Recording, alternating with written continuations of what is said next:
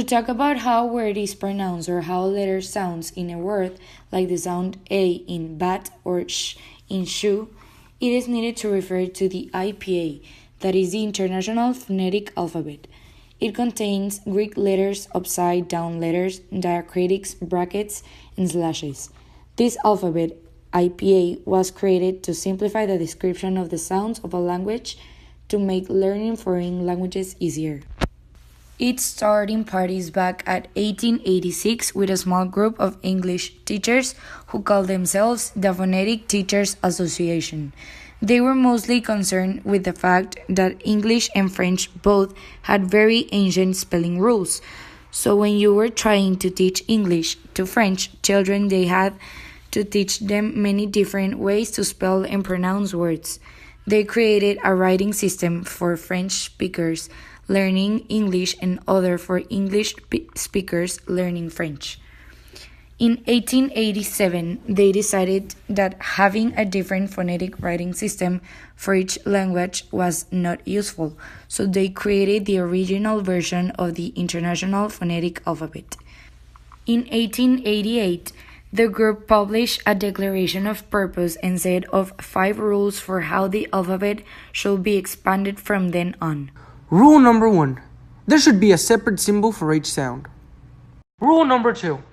When the same sound or slightly different shades of the same sound is used in different languages, the same symbol should always be used. 2 different sounds are only different sounds when and only when there is some language somewhere in the world that differentiates between different words using only a difference in those 2 sounds. Rule number 3. The alphabet should be made up of normal letters from the Roman alphabet, with as few new additions as possible.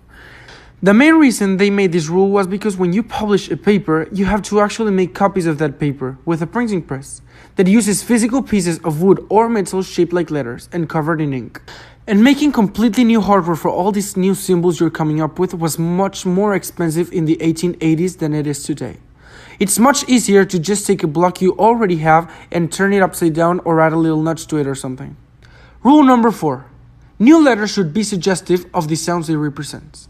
Usually, this means writing new sounds with symbols based on letters from the Latin alphabet that make sounds similar to the new sound, but not always. For instance, at one point they actually designated a flipped question mark to refer to the voice pharyngeal fricatives because they thought it looked like the Arabic letter ain, which makes that sound.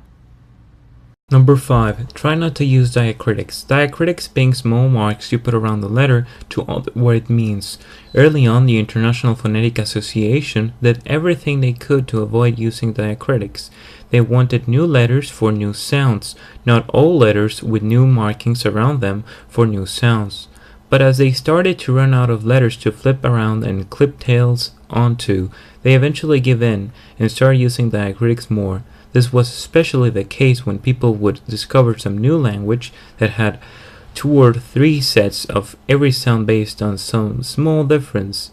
When faced with a choice between adding 1 or more diacritics to distinguish between the 2 sets or doubling or tripling the number of letters in the entire alphabet, they tended to choose the former.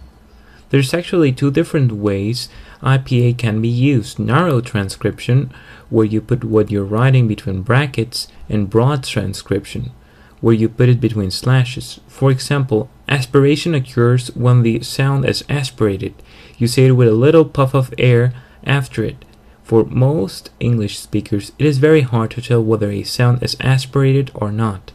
We tend to go back and forth between aspirating things and not aspirating them automatically without thinking about it depending on the context. In some languages, they actually differentiate between words depending on whether they aspirate the sounds or not, like in Thai, where kai with an unaspirated k means chicken, but kai with an aspirated k means egg. The goal of narrow transcription is to give the maximum possible amount of information about exactly how people are pronouncing things. But in broad transcription, the one with the slashes, the answer is no. You don't have to write them differently. In a broad transcription, you just have to specify which sounds people are using of the sounds that exist and that people think of as different sounds, in the language you are talking about. You can even use symbols for sounds that don't technically exist in the language you are talking about, as long as close to a sound that does exist. After all of these rules were put in place, this group made their job to constantly expand the International Phonetic Alphabet as more were formally described and as more were discovered, and they renamed themselves several times before they eventually landed on their current name, the International Phonetic Association. Today the alphabet is huge. It has more symbols than any language anywhere in the world could possibly have sounds, but each symbol does represent something that is a unique sound for some language in the world. Beside the huge number of symbols it has, it makes for linguists easy to get across exactly what they mean, so being able to read the IPA has become required for anyone interested in linguistics.